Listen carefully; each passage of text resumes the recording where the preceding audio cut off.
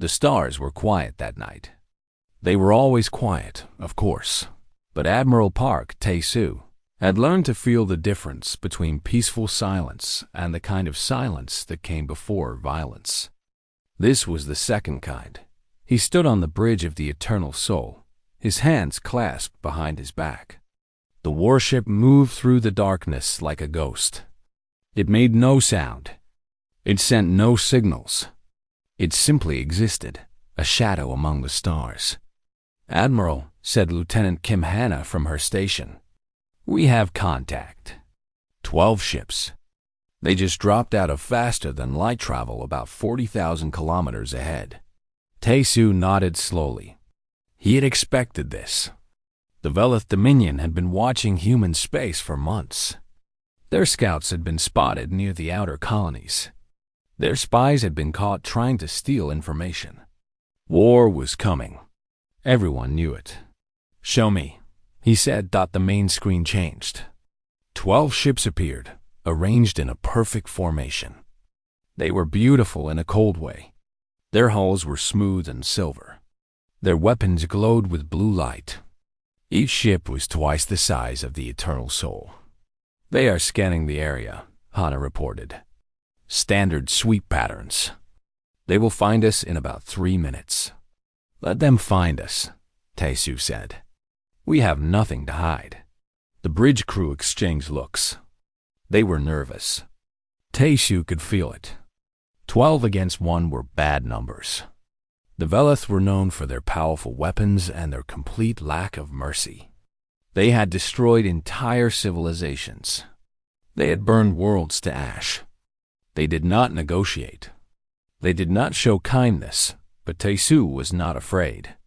He had served in the human fleet for 30 years. He had seen things that would break most people. He had lost friends, family, and parts of himself that he would never get back. Fear was an old companion. He had learned to live with it. "Admiral," said a young officer named Yoon Ji-ho, "they are hailing us. Put it through." The screen changed again. A face appeared. It was not human. The Velith had gray skin and large black eyes. They had no hair and no visible ears. Their mouths were small and filled with sharp teeth. This one wore armor decorated with medals and symbols of rank. "Human vessel," the alien said. "I am Commander Oryx of the Velith Dominion. You have entered space that we have claimed. You will surrender your ship and your crew. You will be taken to our home world for questioning. If you resist, you will be destroyed." Tae-soo smiled. It was not a happy smile. "Commander Oryx, I am Admiral Park Tae-soo of the human fleet. This space does not belong to you. It belongs to no one. We will not surrender. We will not be taken anywhere. If you want a fight, we will give you one. But I promise you this, you will not enjoy it." Oryx made a sound that might have been laughter. 1 ship against 12. You humans are either very brave or very stupid. Perhaps both. He turned to someone off-screen. "Scan the human vessel. I want to know everything about it. Weapons, shields, crew numbers, everything." Tae-soo watched. He waited. He knew what was coming. A Velith officer worked at a console. Lights flashed. Screens filled with data. And then, suddenly, the officer stopped. His large black eyes grew even larger. His gray skin turned pale. He stepped back from his console as if it had burned him. "Commander," the officer said. His voice was shaking. "Commander, I cannot complete the scan." Oryx turned sharply. "What do you mean you cannot complete it?" "Do it now." "Sir, The system is working. The scan is possible. But I cannot do it. I will not do it. You will obey my orders." The officer shook his head. He was trembling now. "Commander, please. Check the archives. Check the old records. The ones from before our time. There is a warning. A warning about human ships." Oryx stared at his officer. Then he looked back at the screen, at Tesu, at the human smile that had not faded. "What warning?" Oryx asked. The officer's voice dropped to a whisper. "We must never scan human war vessels. Never. It is forbidden." The elder races made this law long ago. They said that some things should not be seen. Some things should not be known. Oryx laughed, but there was no humor in it. Superstition. Foolish stories told by cowards. No, Commander. It is not superstition. 300 years ago, Paketh Collective scanned a human warship. Every member of their scanning crew went mad within minutes. They screamed about fire and blood and endless pain. They tore out their own eyes. They begged for death. The Keth never recovered. They are gone now, destroyed from within. Silence fell over the Velith Bridge. Tesu could see it through the screen. He could see the fear spreading like a disease. The officers looked at each other. They looked at their commander. They waited. "This is a trick," Oryx said. But his voice was uncertain now. "The humans are trying to frighten us, are we?" Tesu asked. His voice was soft, gentle, even. "Then scan us. Prove that we are lying. Look inside our ship and see what we carry. See what makes us who we are. I give you permission, Commander Oryx. I invite you to look." Oryx did not move. His officers did not move. The 12 ships hung in space, their weapons still glowing, their scanners still ready. But no one gave the order to scan. "What are you?" Oryx whispered. Tesu thought about the question. He thought about the answer. He thought about all the things he had seen in his 30 years of service. The battles, the deaths, the victories that felt like losses, the losses that felt like the end of everything. "We are human," he said finally. "We are what our history has made us. And our history is not something you want to see." The connection ended. The screen went dark. Tesu stood there for a long moment, staring at nothing. "Admiral," Hana said quietly, "they are withdrawing. All 12 ships. They are leaving." Tesu nodded. He was not surprised. He was not happy either. This was only the beginning. The Velith would return. They would bring more ships. They would try again to understand the mystery of human war vessels, and they would fail. Because some things could not be understood from the outside. Some things had to be lived to be known. "Set a course for the 7th colony," Tesu said. "They need to know what is coming." The eternal soul turned slowly in the darkness. Its engines glowed with soft light. It moved forward, leaving the empty space behind, carrying its secrets deeper into the stars. On the bridge, young Jiho looked at his admiral with wide eyes. "Sir," he said, "what do we carry? What is it that frightens them so much?" Tesu did not answer right away. He looked at the stars. He thought about his grandmother, who had survived a war that killed millions. He thought about his father, who had never spoken about the things he had seen. He thought about himself and the memories that lived inside him like ghosts. "Someday," he said, "you will understand.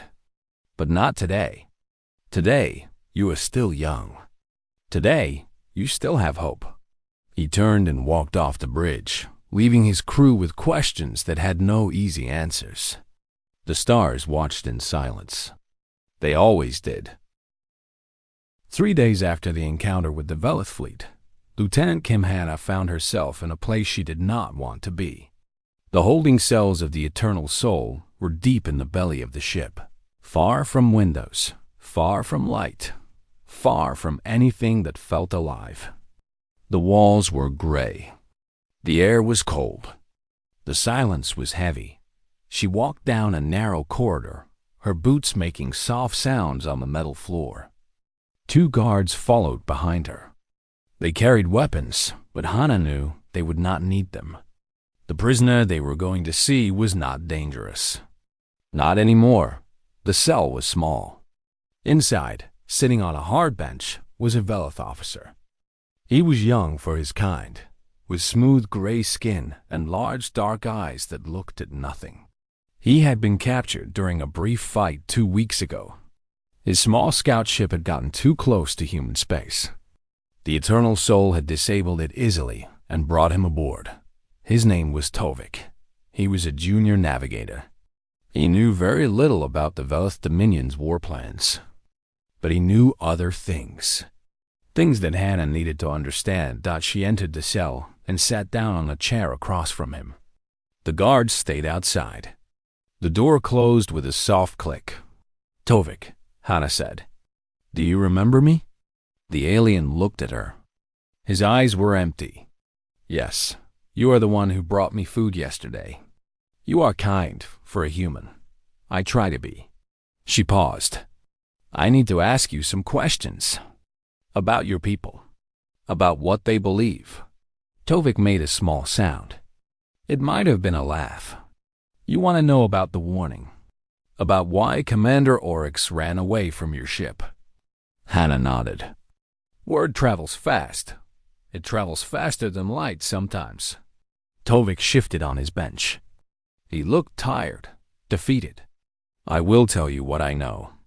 It is not much, but perhaps it will help you understand." Hannah waited. She had learned that patience was the best tool in conversations like this. Silence often said more than questions. Tovik began to speak. His voice was soft, almost like he was talking to himself. "When I was young, my grandmother told me stories. She was very old, older than anyone I knew. She had lived through many wars. She had seen civilizations rise and fall. She knew things that were not taught in our schools. One night, she told me about the humans. I had never seen a human before.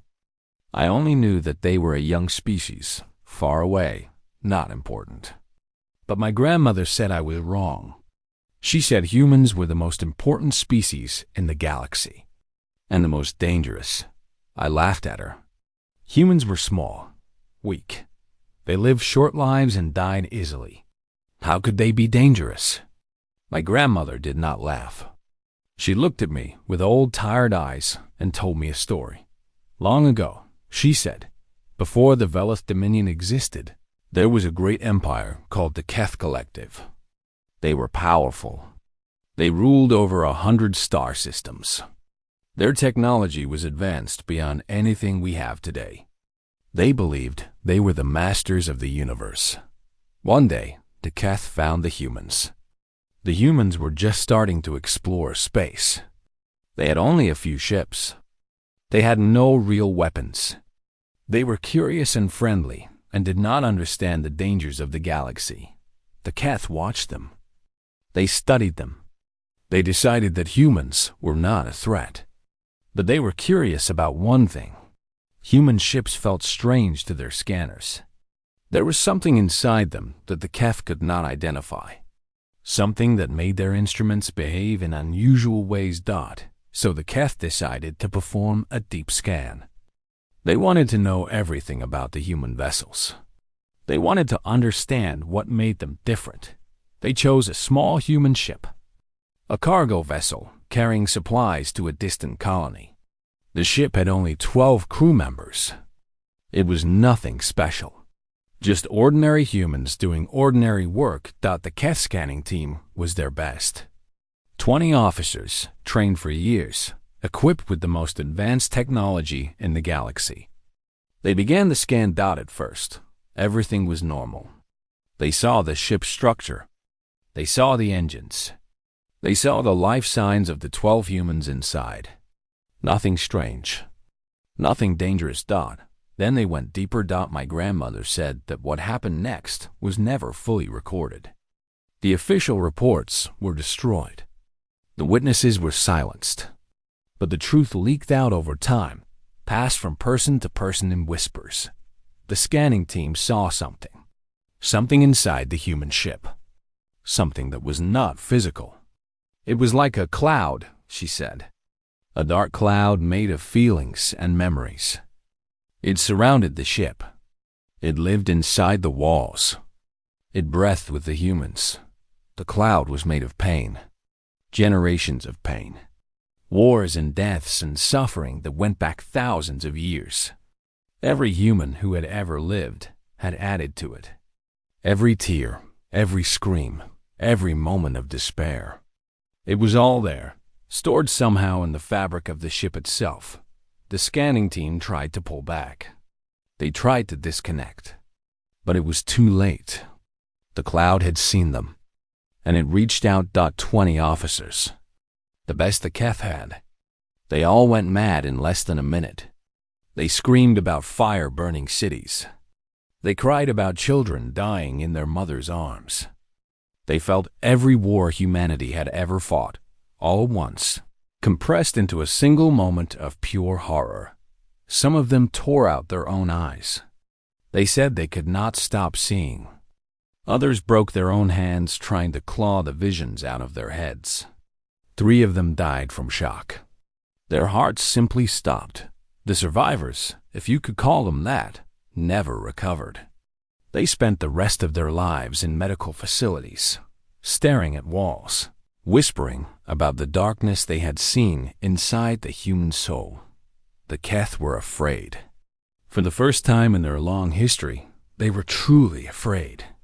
They decided to leave the humans alone. They pulled back from that region of space. They warned other species to do the same, but it was not enough. The Keth could not forget what they had seen. The knowledge spread through their civilization like a sickness. They began to fight among themselves. They began to question everything they believed. Within 100 years, the Keth collective was gone. Destroyed not by weapons, but by fear. My grandmother finished her story. I did not laugh anymore. I asked her if it was true. She said she did not know. Maybe it was just a story. Maybe it was exaggerated over time. But she told me one thing that I have never forgotten. She said, "The humans do not know what they carry. They do not understand it. To them, it is just part of who they are. They live with it every day. They have learned to survive it.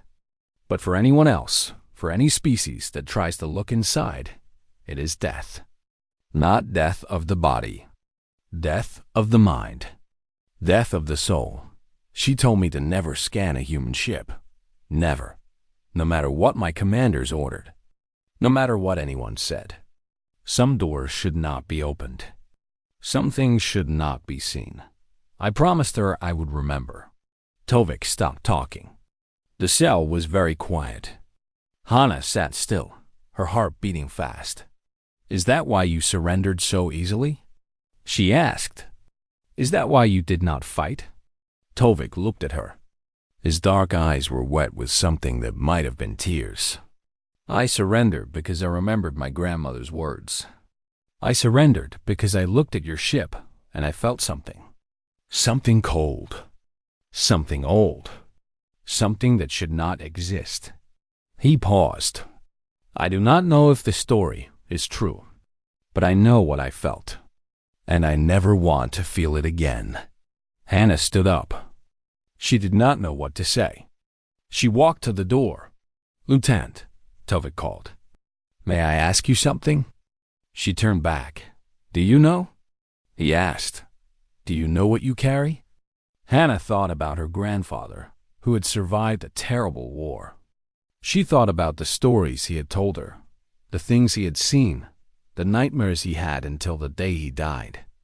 She thought about all the history she had learned, all the suffering, all the strength that came from pain. "Yes," she said quietly. "We know." She left the cell. The door closed behind her.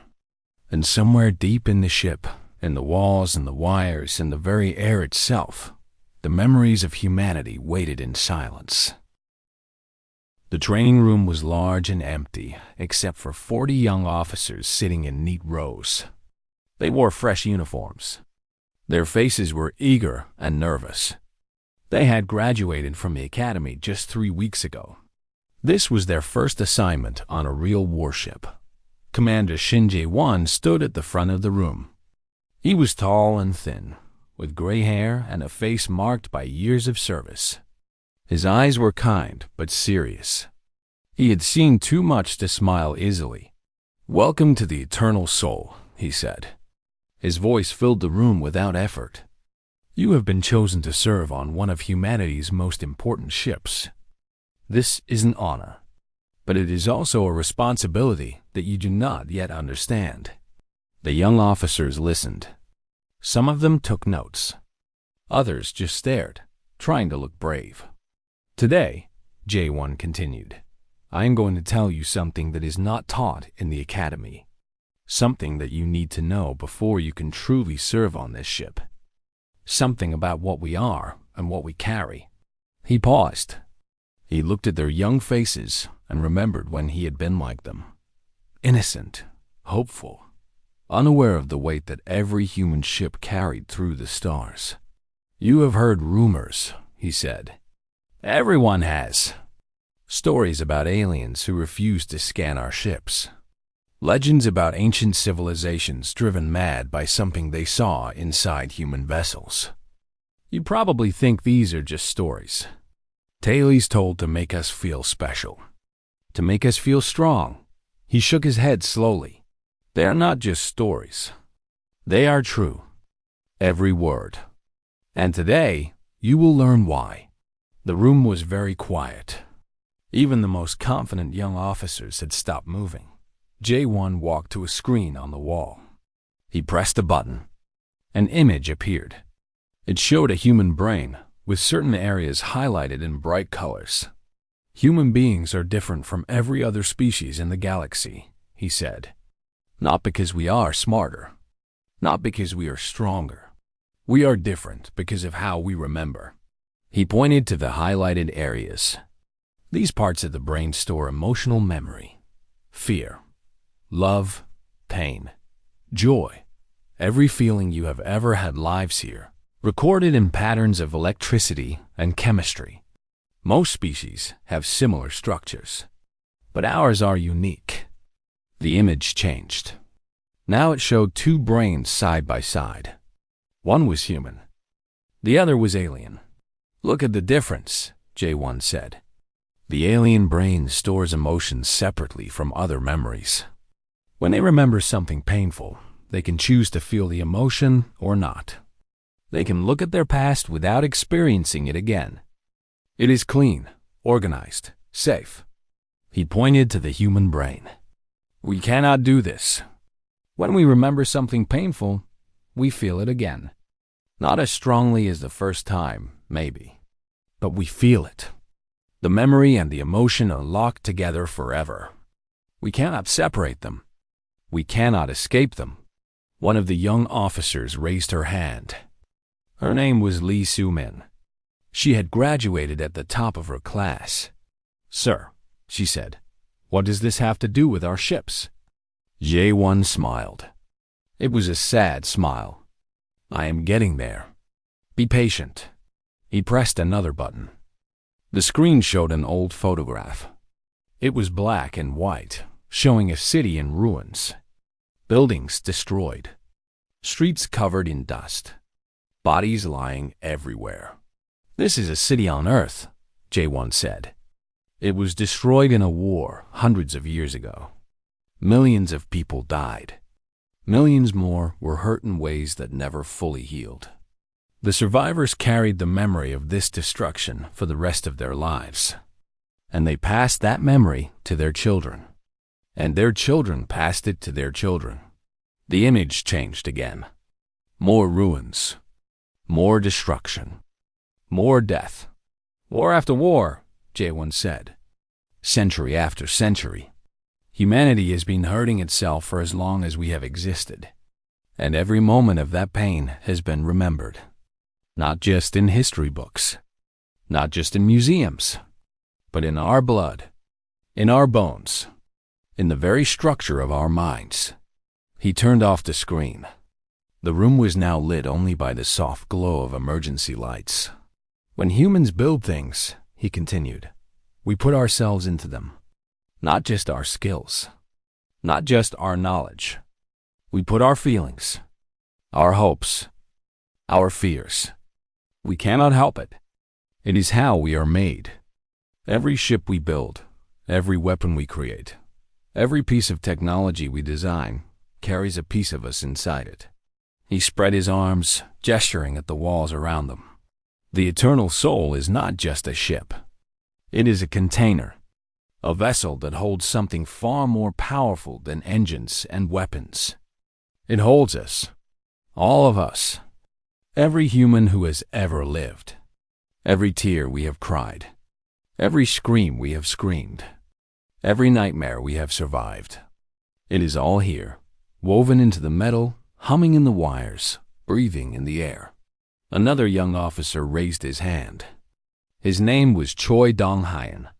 His voice was shaky. "Sir, how is that possible? How can emotions be stored in metal?" "We do not fully understand it," Jae-won admitted. "Our scientists have theories. Something about the way human consciousness interacts with matter. Something about the energy our brains produce when we feel strong emotions. Whatever the explanation, the result is the same. Our ships absorb who we are. They become part of us. And anyone who tries to look inside, truly look inside, sees everything." He paused. He let the silence fill the room.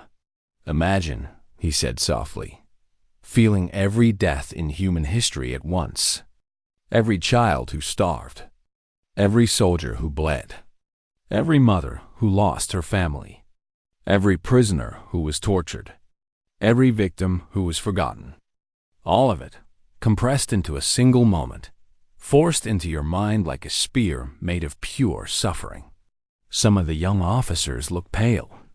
One of them was shaking. "That is what aliens see when they scan our ships," Jae-won said.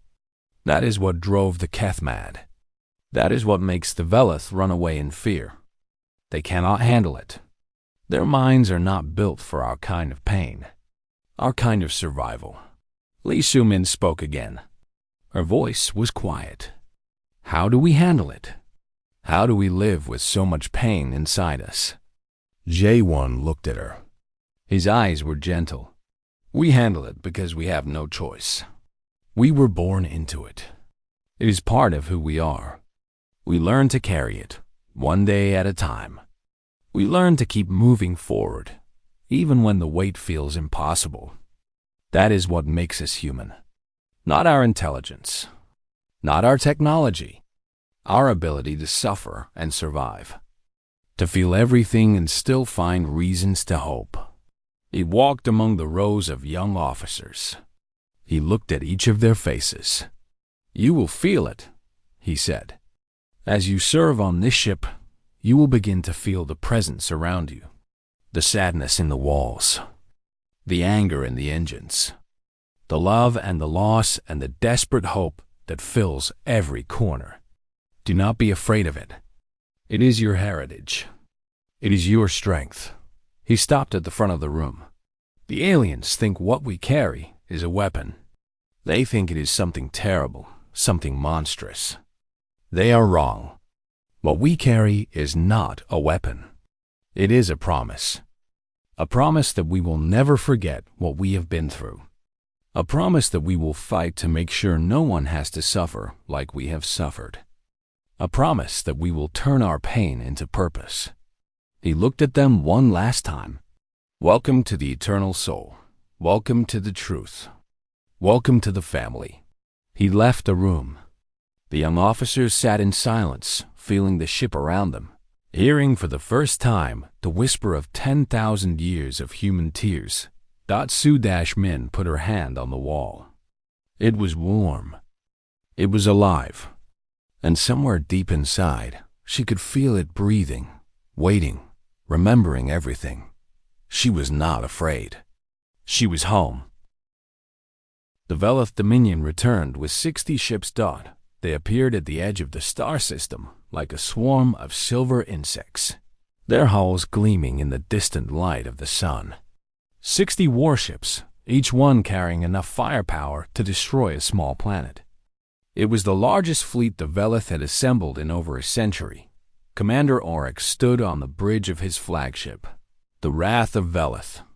He had not slept well since his encounter with the human ship. The memory of that moment haunted him.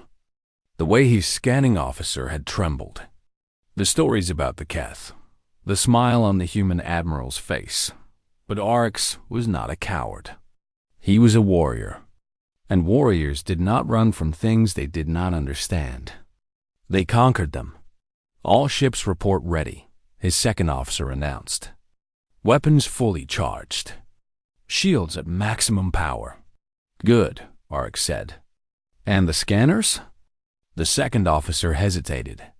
Sir, many of the crews are reluctant to activate scanning systems. The rumors have spread. They are afraid. Oryx turned sharply. Fear is weakness. Tell them this. Anyone who refuses to follow orders will be executed. We do not need cowards in our fleet. Yes, Commander. Oryx looked at the tactical display. The human ship was there, exactly where they had found it before. The Eternal Soul. It had not moved. It had not called for reinforcements. It simply waited, alone, facing 60 enemies. They are either mad or foolish, Oryx muttered. One ship against 60. They cannot hope to win. Deep down, he knew that was not the point. The humans were not trying to win. They were trying to prove something. They were trying to send a message. On the Eternal Soul, Admiral Park Taisu watched the incoming fleet on his screen. His face showed nothing. His heart was steady. He had known this moment would come. 60 ships, Lieutenant Hada said. That is their main battle fleet. They have left their home systems almost undefended to attack us. They are afraid, Taisu said. Afraid species make desperate choices. What are your orders, sir? Taisu thought for a moment. He thought about his crew. He thought about the young officers who had just learned the truth about what they carried. He thought about all the humans who had lived and died throughout history, their memories living inside this ship. We fight, he said simply. Not to destroy them. Not for revenge. We fight to show them who we are. Sir, 60 against 1. I know the numbers, Lieutenant. But we have something they do not have. We have something they cannot understand. He looked at her. We have 10,000 years of practice at surviving. The battle began without warning. The Velith fleet opened fire. Hundreds of energy beams cut through space, aimed at the single human ship. The darkness lit up like a storm of light and death. The Eternal Soul moved. It did not try to run. It did not try to hide. It flew straight into the attack, weaving between the beams with impossible grace. Its engines screamed. Its shields flared. It was dancing with death. Direct hit on enemy ship 7, Hana reported. Their shields are down. They are falling back. Target the next one, Taisu ordered. The human ship fired again and again. Each shot was precise. Each shot found its mark. The Velith ships were bigger. They had more guns. But they fought like they had learned to fight, following patterns and rules and formations. The humans fought like they had learned to fight. With everything. With desperation. With the knowledge that losing was not an option. On the wrath of Velith, Oryx watched in shock as his fleet fell apart. 10 ships disabled in the first 5 minutes. 15 more damaged badly. The human ship was everywhere at once, appearing and disappearing, striking and retreating, never staying still long enough to be hit. How? Oryx demanded. How is one ship doing this? No one answered. There was no answer. The humans were not following any tactics that the Velith understood. They were not fighting a battle. They were fighting a war. And they had been fighting wars for longer than the Velith had existed. Commander, an officer said, we are receiving a transmission from the human ship. Put it through. Admiral Taisu appeared on the screen. He looked calm, almost peaceful. Behind him, his bridge crew worked in perfect harmony. their faces focused and determined. "Commander Oryx," Tesu said, "you have lost 28 ships. You will lose more if you continue. I am offering you a choice." Oryx's hands clenched into fists. "What choice?"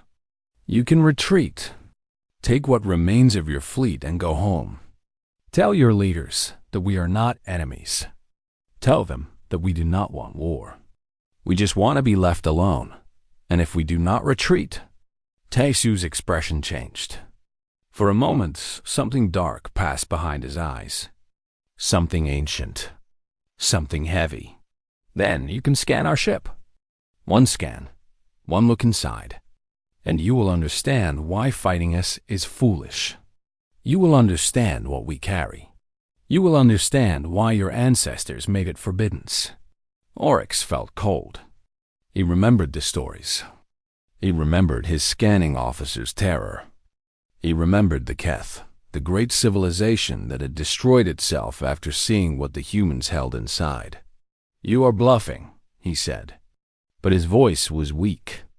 "I am not," Tesu said. "I am giving you a gift. The gift of knowledge. The gift of truth. You can take it and become wiser. Or you can run away and remain ignorant. The choice is yours." The transmission ended. Oryx stood frozen on his bridge. Around him, his officers waited. His fleet waited. The universe waited. "Commander?" His second officer asked. "What are your orders?" Oryx did not answer immediately. He thought about everything he had been taught. He thought about honor and duty and the glory of conquest. He thought about what it meant to be a warrior. But he also thought about the look in the human admiral's eyes. That darkness, that weight, that impossible combination of pain and strength and something else.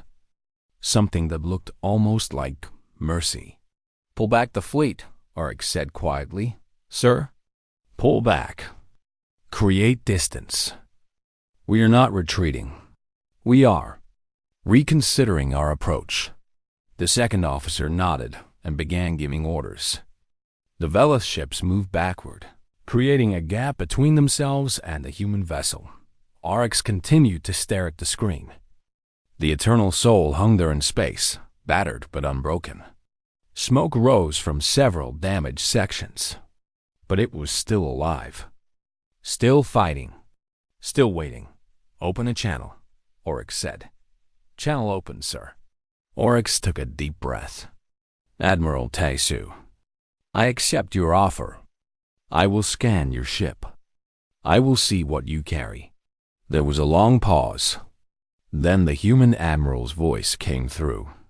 "Very well, Commander. But understand this. What you are about to see cannot be unseen. It will change you. It may break you. Are you prepared for that?" Oryx looked at his officers. They looked back at him with fear in their eyes. But they did not protest. They trusted him. They followed him. "I am prepared," Oryx said. "Then begin," Tesu said. "And may whatever gods you believe in have mercy on your soul." Oryx gave the order. The scanning beam activated.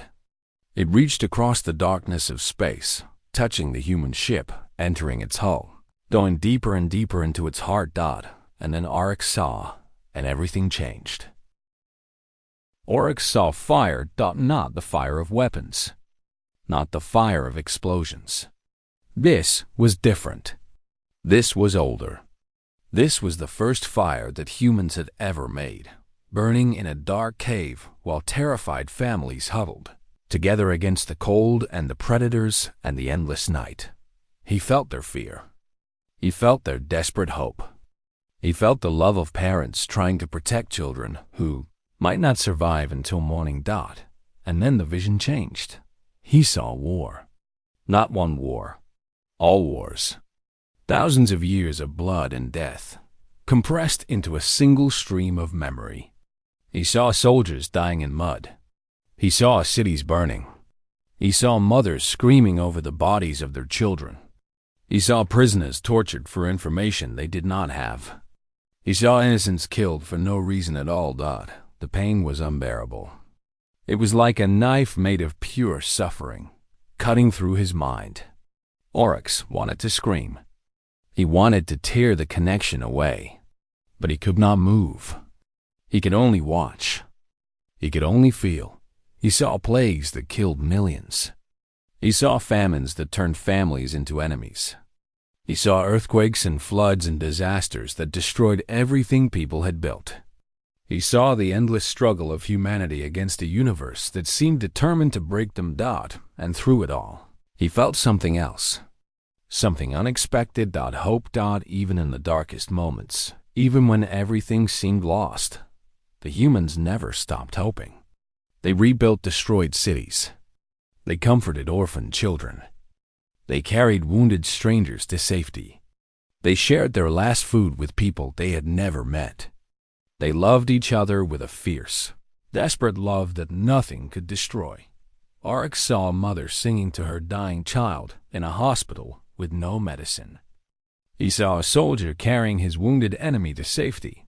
He saw a man who had lost everything standing in ruins, holding the hand of another survivor, promising that they would rebuild together. The humans did not just suffer. They transformed their suffering into something beautiful. They created art and music and stories that came from their pain. They built societies that tried to prevent the horrors they had experienced. They reached for the stars because they refused to accept that the darkness would win. Oryx was crying. He did not realize it at first. Velith did not cry. Their bodies were not made for tears. But somehow, in that moment, connected to the heart of the human ship, his eyes found a way to weep.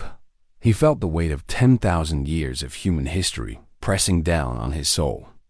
He felt every death, every birth, every moment of despair, and every moment of triumph.